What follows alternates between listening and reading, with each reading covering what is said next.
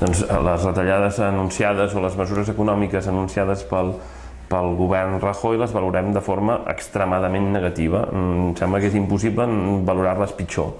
I les valorem de forma extremadament negativa perquè ens sembla que si el senyor Rajoy vol retallar alguna cosa, el que hauria de fer és retallar el pressupost del Ministeri de Defensa. I si el senyor Rajoy vol retallar alguna cosa, que retalli ministeris i que retalli els ministeris inútils que tenen totes les competències traspassades i que per tant no serveixen per res, com per exemple el Ministeri d'Ensenyament, de Cultura, de Salut, perquè totes les competències estan traspassades a les comunitats autònomes i per tant no té cap sentit que hi hagi un ministeri pel conjunt de l'Estat al respecte. I ens sembla que el senyor Rajoy, si vol estalviar alguna cosa, el que hauria d'estalviar és eliminant el Senat. I el que hauria de fer el senyor Rajoy és intentar no llançar els diners amb trens d'alta velocitat sense passatgers, amb aeroports sense avions, amb autopistes sense cotxes, i el que haurien de fer és posar els diners on hi ha teixit industrial i on hi ha la possibilitat de crear llocs de treball. Això és el que hauria de fer el senyor Rajoy.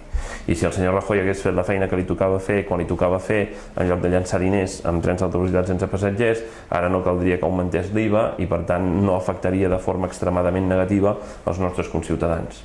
Valorem de forma extremadament negativa perquè per una raó tan senzilla com el fet que l'Ajuntament de Sant Vicenç dels Horts està fent un aulari de pàrvuls de P3 a P5 nou, està arreglant unes aules de P3 a P5 a l'escola Sant Jordi i resulta que el 20% de la despesa que hi fem, de la factura que pagarem per arreglar aquesta aula pels nostres nens de 3, 4 i 5 anys, el 20% s'ho quedarà el govern del senyor Rajoy.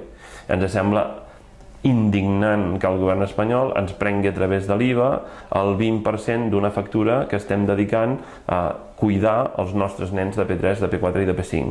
Els ciutadans de Sant Vicenç dels Horts i els ciutadans de Catalunya, els ciutadans del Baix Llobregat, els ciutadans de qualsevol municipi no es mereixen que el govern espanyol ens foti els diners que hem de dedicar als nostres ciutadans.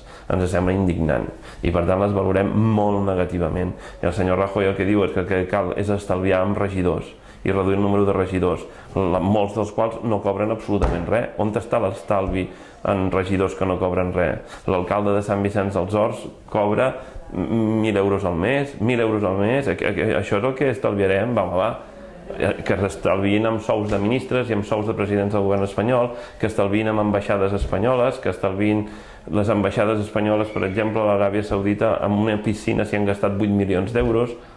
Això és llançar els diners. Per tant, com ho valorem? De forma catastròfica, ho fan molt malament.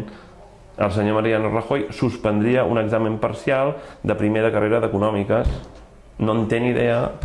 El senyor Rajoy va sortir ahir dient que hi ha una bona notícia a l'economia espanyola, que és que augmenta la productivitat. La productivitat augmenta perquè estan expulsant del mercat de treball els treballadors menys qualificats i per tant la mitjana que et queda et puja, però amb aquest argument el senyor Rajoy el que hauria de fer és enviar tothom a l'atur, deixar només una persona treballant i tindria la productivitat més alta del món. Però el preu que paguem per això són 5 milions i mig d'aturats. Si el senyor Rajoy no és capaç d'entendre ni això, doncs que es dediqui a una altra cosa i ens deixi a nosaltres decidir el nostre futur.